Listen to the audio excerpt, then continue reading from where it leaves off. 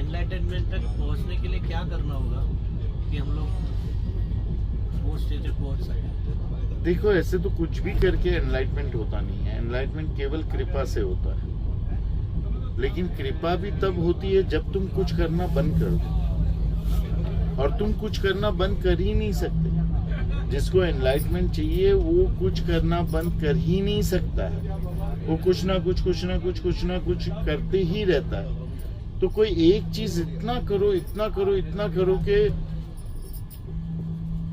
उसकी हद के बाहर कर लो। और जब उसकी हद के बाहर कर लोगे तब अंदर से आवाज आएगी कि अभी इसके आगे इसको करना बेकार है, कोई फायदा नहीं है इसको करना। और जब ये पता चल जाएगा कि ये बेकार है, अभी इसके आगे कशमकश करना, कोई कोशिश करना, तो फिर सारी आशा टूट जाएगी कि कुछ भी करने से अभी मुक्ति की प्राप्ति हो सकती है। ये सारी आशाएं जब पूरी तरह से तुम्हारी चूर-चूर हो जाएगी, उसके बाद तो तुम हार गए। फिर क्या करोगे? और उसके बाद वो मौका आएगा, और उस वक्त अगर तुम्हारे पास ऐसा जीवित गुरु है जो मुक्त है, जीवन मुक्ता है, तो उसके पास तुम जाओगे। और वो सिर्फ मुक्त नहीं है, मुक्ति के भी आगे गया है, तो उसको पता है कि तुमको मुक्ति कैसे देनी है। और उसकी हाजिरी में उसकी कृपा से ही होगा कि मुक्ति किसी की नहीं होती है। जिसको पता चल जाए कि मैं हूं ही नहीं और मेरी मुक्ति संभव नहीं है, वो मुक्त है अभी इसी वक्त। लेकिन शर्त ये कि ये तुमको याद रहना चाहिए, बीवी के साथ झगड़ा करते हुए। वो अगर याद रह गया, वासना में, क्रोध में, हर चीज में, जब बीवी के साथ हो वासना कर रहे हो, या बीवी के साथ हो क्रोध कर रहे हो, भय का तुमको अनुभव हो रहा है, तब ये बात का रटन करो। और ये बात का सर्वोत्तम रटन कैसे होगा कि तुम्हारा जो बीज मंत्र है उसको ही समझ लो कि ये मैं बोल रहा हूं कि कुछ नहीं है, मैं भी नहीं, कुछ है ही नहीं।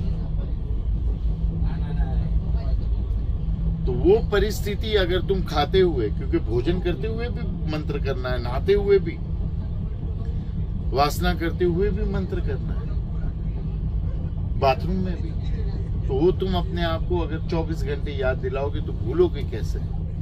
आदत पड़ जाएगी। नींद में, सपने में आदत पड़ जाएगी। ये एक ही आदत होनी चाहिए कि मैं हूं ही।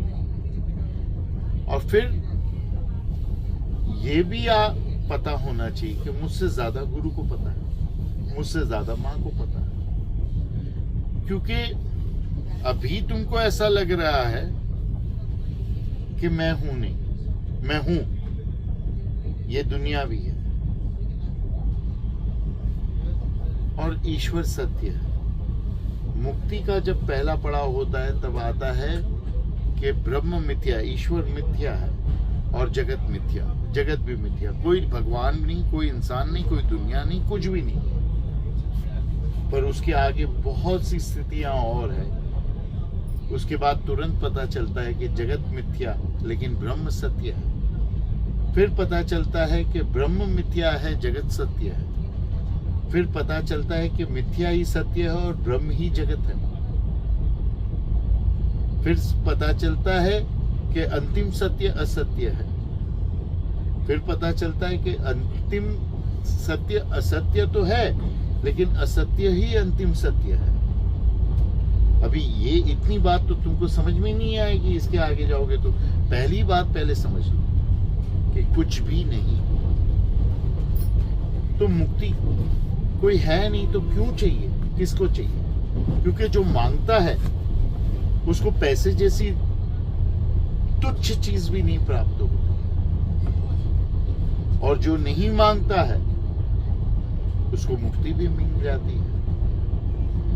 तो मांगना छोड़ना पड़ेगा, और मांगना छोड़ना इसी प्रकार से पता चलेगा, इसी प्रकार से होगा कि जब मैं हूं ही नहीं तो मुक्त कौन होगा? किसको मुक्ति चाहिए? क्यों चाहिए और क्या मिलेगा? सर्टिफिकेट कुछ है ऐसे? वो ओशो के कुछ चचेरे भाई ऐसा है, वो अपना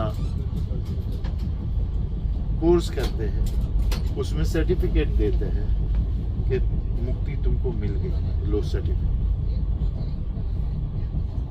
ये गलत है।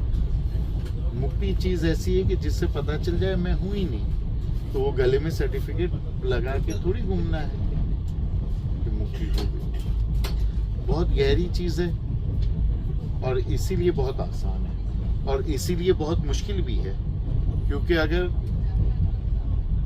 आसान होता ना तो मुश्किल हो जाता है। क्यों? क्योंकि तुम्हारे मन को सारी मुश्किल चीजें ही पसंद है। मुश्किल है विचार करना, तो इसके लिए तुम बिना विचार के नहीं रह सकते।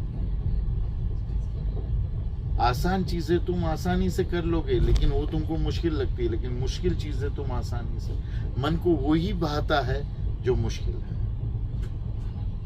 इसलिए बहुत आसान है मुक्ति, तो इसके लिए उसको हमको मुश्किल लगती है।